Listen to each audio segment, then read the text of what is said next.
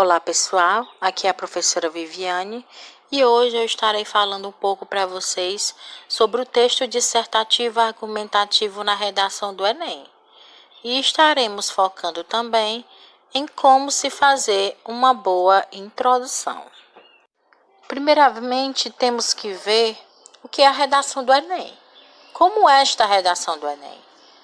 Ela é composta por uma frase-tema, geralmente de um problema atual da sociedade brasileira, e cobra dos participantes uma proposta de intervenção.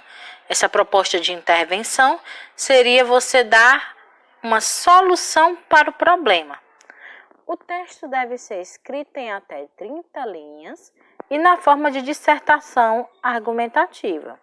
Primeiro, gente, dissertação vem de dissertar, que é você escrever a respeito de um determinado assunto, dando a sua opinião, defendendo a sua ideia a respeito do assunto. Argumentativo por quê? Porque você vai ter que apresentar argumentos, né? Argumentos para justificar, tá certo? Argumentos para explicar, né, o fato de você defender alguma ideia a respeito daquele assunto, tá? Então tem que ter os argumentos, porque é através deles que você vai estar convencendo o leitor ou o corretor, no caso, né, da pessoa que estiver corrigindo a redação, de que realmente a ideia que você defendeu é válida, né? Então você tem que comprovar através de seus argumentos. Como é sabido de todos, a redação do Enem passa por uma avaliação. Vai ter ali uma banca, né, avaliadora de corretores, que vão seguir os critérios de 5 competências. E eu vou falar de cada um agora para vocês. Competência 1. Demonstrar domínio da modalidade escrita formal da língua portuguesa, ou seja, domínio da norma culta. Que são o quê? As regras de ortografia, como acentuação, né, o uso de hífen, emprego de letras maiúsculas e minúsculas, como você vai fazer a separação silábica. Ainda são analisadas a regência verbal e nominal, concordância verbal e nominal, pontuação, paralelismo e emprego de pronomes e crase. Vamos agora para a segunda competência. Compreender a proposta de redação e aplicar conceitos das várias áreas de conhecimentos para desenvolver o tema, dentro dos limites estruturais do texto dissertativo argumentativo em prosa. Compreender o tema e não fugir do que é proposto. O tema constitui o núcleo das ideias sobre os quais a redação deve ser organizada e é caracterizado por ser uma delimitação de um assunto mais abrangente. Resumindo, você não pode fugir do tema, você não pode discorrer, dissertar, né, sobre um assunto que não tem nada a ver com o que está sendo pedido na proposta de redação. E outro detalhe é que você tem que seguir a estrutura de texto dissertativo em prosa, ou seja, tem que colocar em parágrafos, tem que ter a introdução, o desenvolvimento e a conclusão.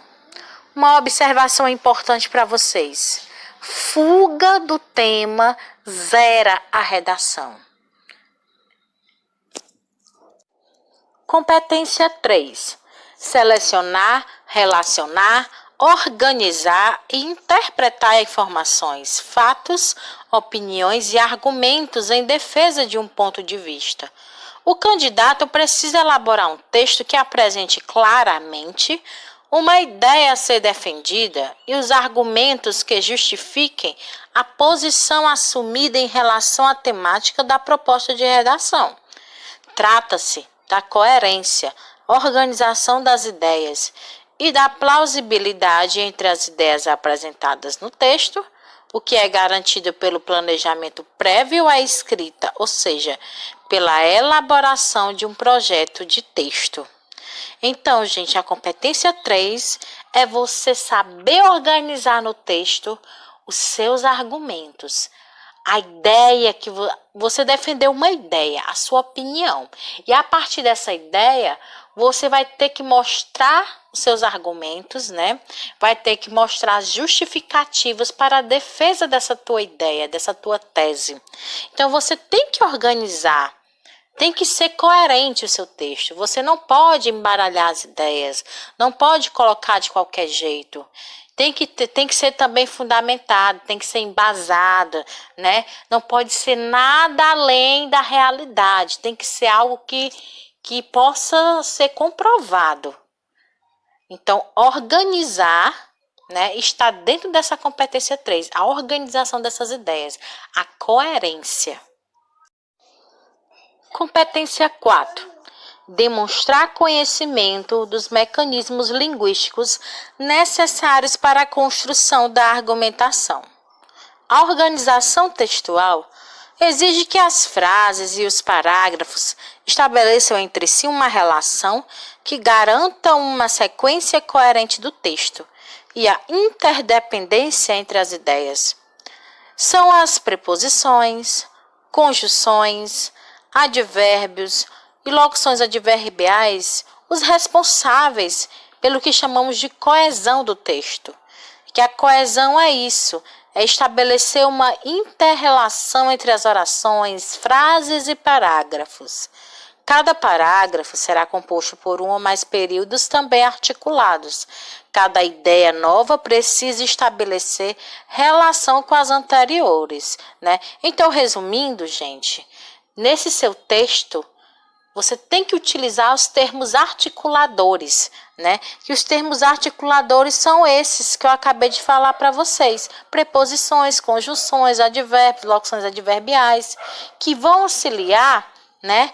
Para ligar um parágrafo ao outro, né? Para ligar uma frase à outra, né? Para estabelecer aí uma interdependência entre as partes, né, desse texto. Tá bom? A coesão é o que vai ligar, vai estar ligando, né? As ideias, né? O encadeamento dessas ideias aí, que vai auxiliar no encadeamento dessas ideias dentro do teu texto, né? E se o texto ele é coesivo, consequentemente, ele vai se tornar coerente, ou seja, as suas ideias vão ficar organizadas. Então, para que suas ideias se organizem dentro do texto, é necessário, é essencial que você se utilize desses termos coesivos, que ele tenha a coesão. Competência 5. Elaborar propostas de intervenção para o problema abordado, respeitando os direitos humanos.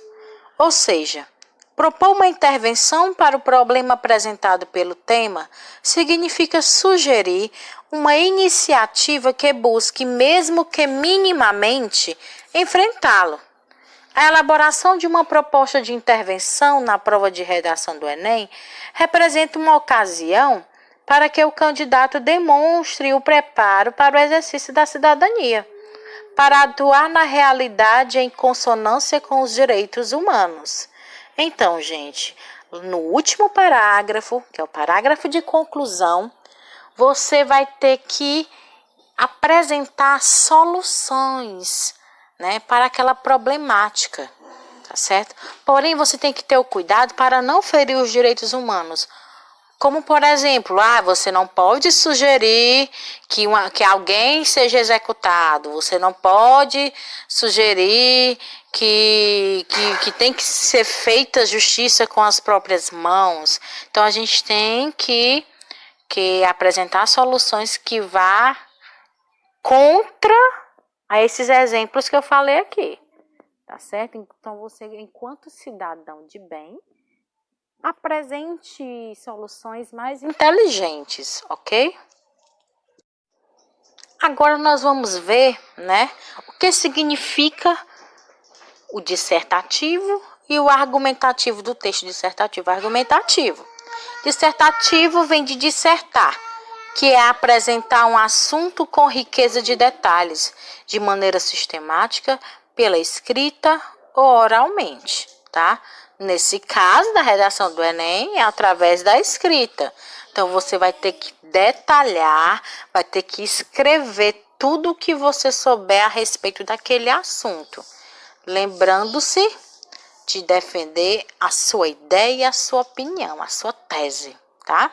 Argumentativo, porque você vai usar de argumentos, né? Discutir, apresentando e contrapondo razões que, através do raciocínio lógico, levem a uma conclusão. Ou seja, você vai tentar convencer, né, o leitor da sua redação de que realmente a ideia que você defendeu, a opinião que você defendeu é válida e você tem como provar. Agora nós vamos ver sobre a estrutura do texto dissertativo argumentativo. No mínimo, deve ter 4 parágrafos. Por que eu digo 4 parágrafos? Porque eu estou sugerindo para você que você coloque 2 argumentos lá na sua introdução.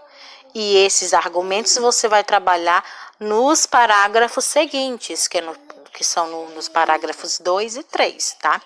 A introdução vai ter o quê? A contextualização. Contextualização, você vai começar falando sobre o assunto desse tema, da sua prova de redação do Enem, tá? Porém, você pode utilizar, nessa tua contextualização, os tipos de introduções que a gente verá já, tá? No próximo slide, os tipos de introdução. Através desses tipos de introdução, você faz a tua contextualização, você inicia a sua introdução. Logo em seguida, você coloca a sua tese, que é a defesa da sua ideia, a sua opinião, e você vai fazer isso através de uma afirmação.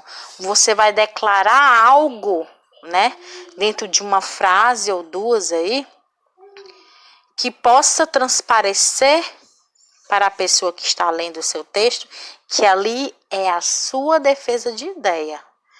Logo após, por último, os 2 argumentos. Você cita os 2 argumentos que são as justificativas para você defender a sua opinião, a sua tese. Isso aqui é no primeiro parágrafo. Segundo e terceiro parágrafo, que é o desenvolvimento, né? Que você vai detalhar, que você vai organizar suas ideias, vai organizar seus argumentos de forma a convencer o leitor sobre a tese que você defendeu. No segundo parágrafo, você aprofunda, você detalha o seu primeiro argumento. E no parágrafo 3, você detalha, você aprofunda sobre o segundo argumento. E por último, a conclusão. Na conclusão, você vai reiterar, né? Vai repetir, mas claro, com outras palavras, a sua tese, a ideia que você defendeu lá no início. E em seguida, você coloca aí a solução de problemas, a sua intervenção. Você vai apresentar a solução que geralmente, eu dou como sugestão para vocês que vocês joguem o quê? Para a sociedade resolver de alguma forma, ou para os políticos, tá certo? Porém, não esqueçam que não pode ferir os direitos humanos. Tipos de introdução, que vai estar lá dentro da sua contextualização, que é o primeiro passozinho lá da introdução. A introdução por alusão histórica. Nele, você apresenta um fato histórico que remete ao tema e compara-o à discussão na atualidade, tá certo? Então, você vai pegar um fato histórico do passado e vai fazer um comparativo, né, com o assunto da sua proposta de redação, do seu tema de redação, tá? E eu coloquei para vocês aqui um exemplo que é de um tema de redação do Enem, que é Caminhos para combater a intolerância religiosa no Brasil. Aqui é um exemplo de contextualização de tipo de introdução, tá? Para você iniciar aí. Na Idade Média, por exemplo, os tribunais do Santo Ofício, também chamados de Inquisição, julgavam e condenavam as pessoas que não acreditavam na religião católica. Tá vendo aqui?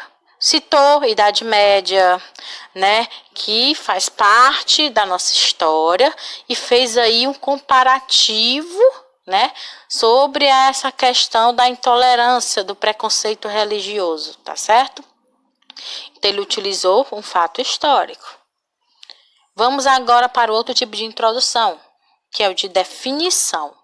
Definição trata-se de conceituar, definir ou explicar o assunto do que se trata o tema. Você vai definir, você vai dizer o que é, né, do que é que fala, né, aquele tema. Por exemplo, esse tema é sedentarismo, o grande mal do século. E ele fala assim, como exemplo: define-se como sedentário o indivíduo que não pratica atividades físicas no seu cotidiano. Pronto, ele explicou o que é sedentarismo, que o sedentarismo está dentro da temática, ok?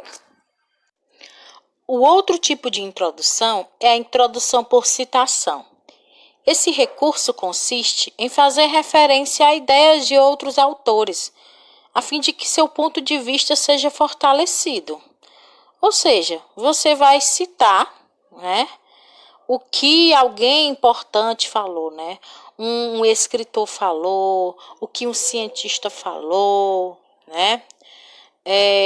Você vai retirar trecho de alguma lei, tá bom? Então, quando você faz a citação, você tem que colocar, se for uma citação direta, né, que você vai tirar realmente, literalmente, como está escrito, você tem que colocar entre aspas, né? E não esquecer de citar.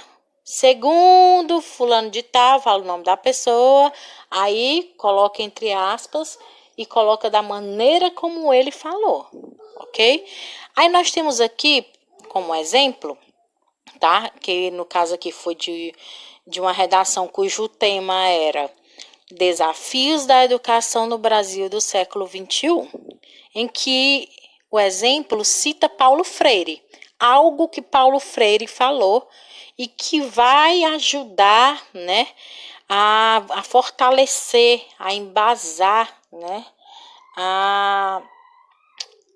os seus argumentos, tá bom? Que vai auxiliar aí para que você comprove tudo o que você quer defender a respeito do assunto da redação. Aí diz assim: o educador e filósofo brasileiro Paulo Freire afirma que, aspas, se a educação sozinha não transforma a sociedade, sem ela tampouco a sociedade muda, fecha aspas. Ok? Próximo tipo de introdução, por exemplificação. Inicia-se o texto dando exemplos, por meio de dados estatísticos e relatos de acontecimentos de conhecimento geral, ou seja, algo que é divulgado pela mídia, por jornais, em que você vê em entrevistas, enfim. Você vai dar exemplos por meio de dados que você vai ter que realmente ter um conhecimento a respeito para poder você não colocar o dado de maneira errônea no seu texto, tá? Então, você só coloca aí, para dar como exemplo, os dados estatísticos, se você realmente tiver certeza dos números, ok? E da mesma forma, se você for dar um exemplo de algum acontecimento, tem que ser um acontecimento real, que realmente aconteceu e que seja de conhecimento de todos. O tema da redação é o histórico desafio de se valorizar o professor. E o exemplo é esse aqui. Segundo dados do INEP, por meio do Censo Escolar e do Ministério do Trabalho, 99% dos professores brasileiros ganham, em média, menos de 3,5 mil reais. Ok? Então, ele já utilizou aí dados estatísticos, né? Para poder introduzir, contextualizar aí a sua introdução. O último tipo de introdução é a comparativa, em que você estará fazendo um comparativo com algo que está acontecendo em algum canto, né, em um outro país, por exemplo, que esteja acontecendo igualmente, por exemplo, aqui no Brasil.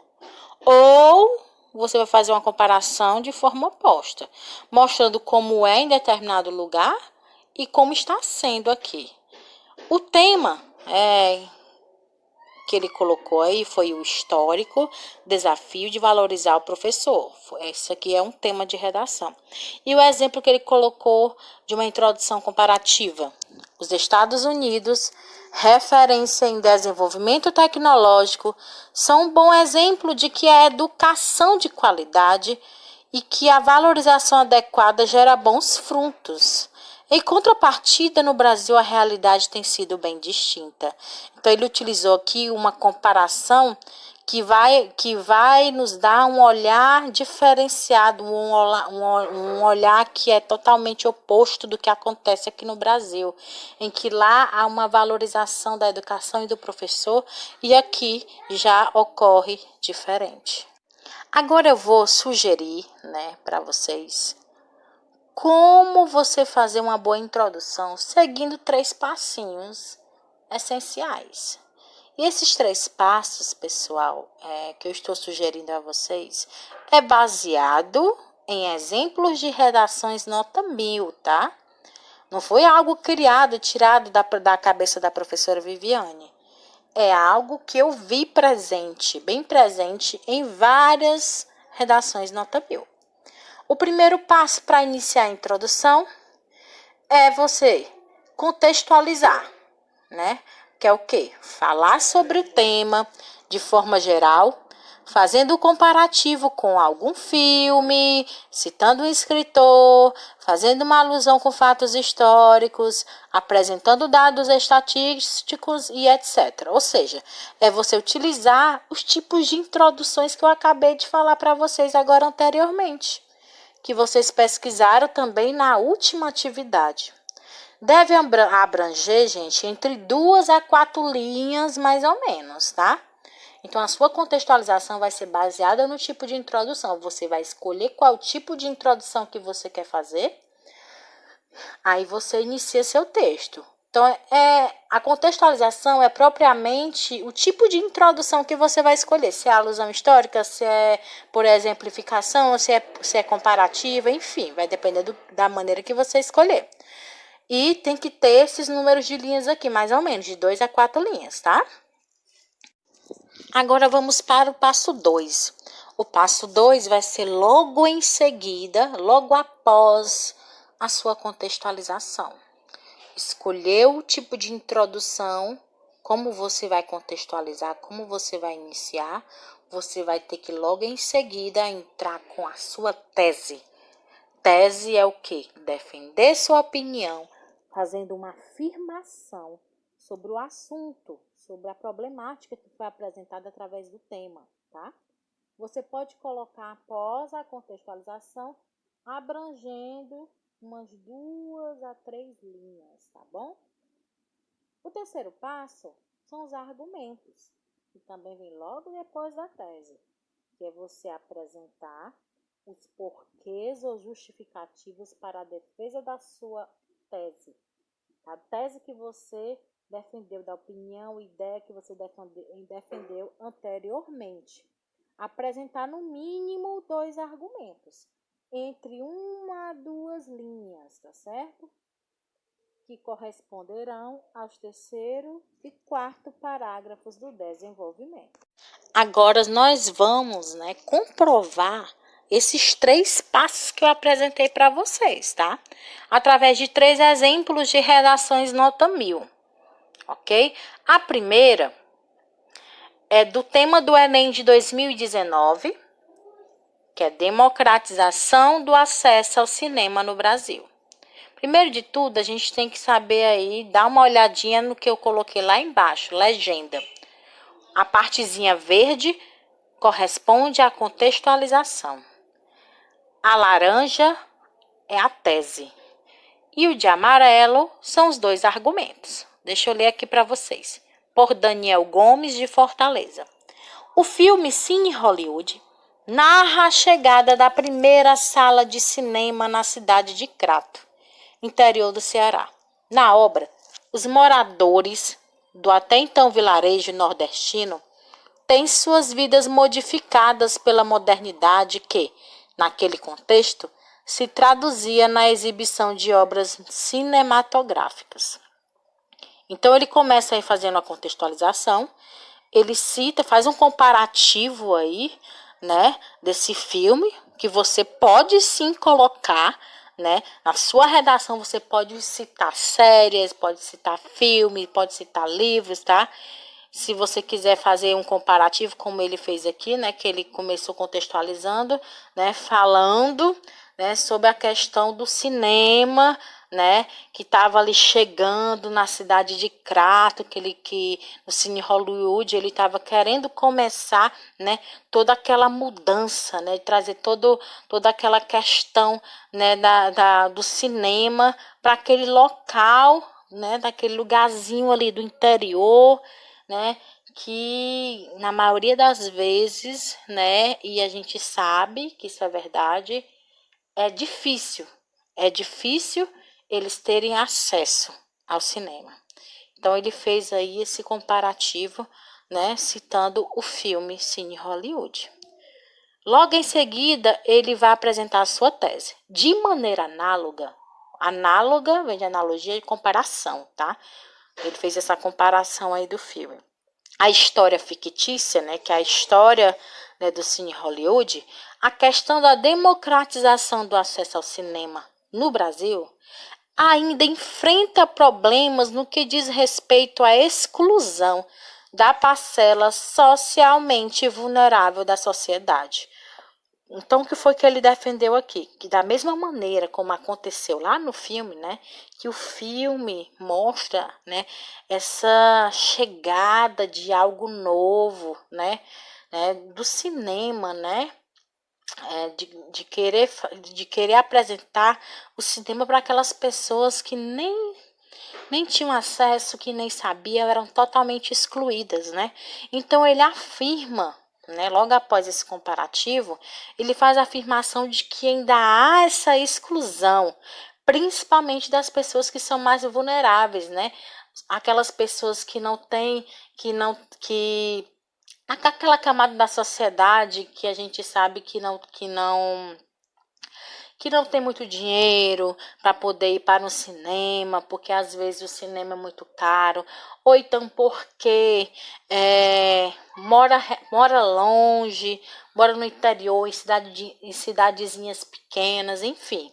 Então ela defende aí essa tese, né, que ainda enfrenta esse problema de acesso ao cinema, principalmente, né, dessas pessoas, dessa camada da sociedade que são excluídas, né, socialmente, porque por não terem as condições, né, não ter condições para se deslocarem para a cidade grande ou até mesmo pagar um ingresso que é muito caro às vezes, né, gente? Nem todos podem pagar. Continuando. Assim é lícito afirmar que a postura do Estado em relação à cultura e a negligência de parte das empresas que trabalham com a sétima arte contribuem para a perpetuação desse cenário negativo. Qual cenário negativo? Esse cenário aí da exclusão dessas pessoas, né? Delas não terem um acesso ao cinema. Então ele diz por quê, né? Por que há essa exclusão? Por causa da postura do Estado, que é essa parte que está de amarelinho, tá? A postura do Estado em relação à cultura, né? Que o Estado não está preocupado, né? E a negligência da parte das empresas, né? Que não possibilitam que essas pessoas tenham o acesso, né, ao cinema. O segundo exemplo foi baseada, tá certo? No tema do Enem de 2018. Manipulação do comportamento do usuário pelo controle de dados da internet. Por Vanessa Tude, 19 anos. O mundo conheceu novos equipamentos ao longo do processo de industrialização, com destaque para os descobrimentos da terceira revolução industrial, que possibilitou a expansão dos meios de comunicação e controle de dados em inúmeros países. Entretanto, as ferramentas recém-descobertas foram utilizadas de forma inadequada, como, por exemplo, durante a Era Vargas, Gente, a gente vê aí uma contextualização, que é essa partezinha aí toda verde que eu leio, né? Por alusão histórica. Ele cita a terceira revolução industrial, ele cita a era de Vargas para poder introduzir, né, aí o seu texto. Logo em seguida, de laranja. Com efeito, a má utilização dessas tecnologias contribui com a manipulação comportamental dos usuários. Então, ela fez uma afirmação, ela defendeu aí a ideia dela, né?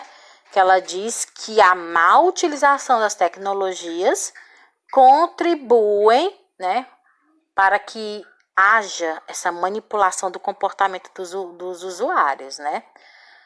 Que se desenvolve devido não só à falta de informação popular, como também à negligência governamental. Olha aqui, ela justifica, né, o fato de do que ela afirmou anteriormente, né? Desculpa, gente. Má utilização dessas tecnologias, né, que gera essa manipulação. Por quê? Devido à falta de informação, primeiro da população e depois por causa da negligência do governo, né, do governo deixar com que haja, né, essa manipulação aí. E das pessoas também por não perceberem toda essa manipulação aí, tá certo? Que há por trás das tecnologias, ok? Então, de verdinho, a contextualização, laranja, a tese, que a tese dela foi que a tecnologia, quando mal utilizada, né, gera a manipulação do comportamento dos usuários. E de amarelo, os argumentos, né? Por que acontece isso? Por causa da falta de informação da população e por causa da negligência governamental. E vamos para o nosso último exemplo, tá? Cujo tema era Desafios para a Formação Educacional de Surdos no Brasil, Enem 2017, por Isabela Barros Castelo Branco, de Piauí. Trechozinho verdinho que vou ler aqui com vocês, que corresponde à contextualização. Na obra Memórias Póstumas de Brás Cubas, o realista Machado de Assis expõe, por meio da repulsa do personagem principal em relação à deficiência física, ela era coxa, a maneira como a sociedade brasileira trata os deficientes. Então ele citou, né? Ele pegou um trechozinho, no caso, quando o personagem principal aí desse livro, Memórias Póstumas de Brás Cubas, expõe o seu preconceito quando fala, ela era coxa, né? E ele faz esse comparativo também, né, com o que acontece atualmente dentro da sociedade brasileira. Vamos para a partezinha laranja.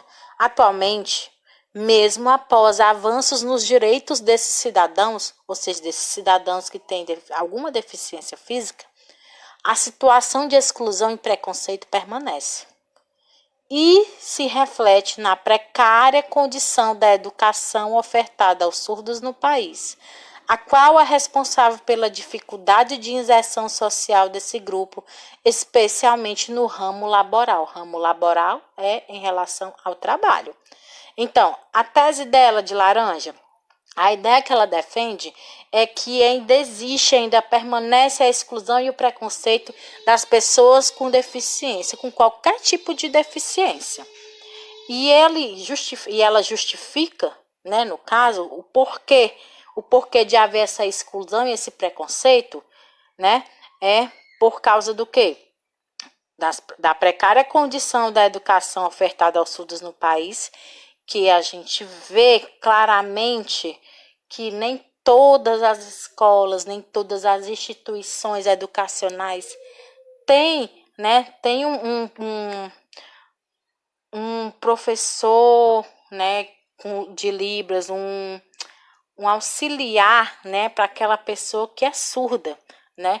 Nem todas as escolas nós vemos isso, pouquíssimas a gente encontra, né, o que a gente chama de intérprete, né, que é aquele profissional que trabalha com Libras, que é justamente para auxiliar os surdos, para assim eles terem a condição de acompanhar toda aquela exposição de aula, tá bom? E o outro porquê justificativa é pela dificuldade de inserção social desse grupo, né? Principalmente no ramo laboral, que ele fala que a gente vê que a dificuldade realmente é grande de uma pessoa com deficiência arrumar um trabalho, né? A gente vê que são poucas vagas ofertadas para aquelas pessoas que têm deficiências, que são homologadas, que têm laudo, né, tudo comprovadinho. E é muito difícil eles arranjarem o emprego, terem essa oportunidade, tá? Eu espero que vocês tenham entendido aí, né, a contextualização, a tese e os argumentos. Qualquer dúvida, podem entrar em contato comigo. Estou à disposição. Até a próxima.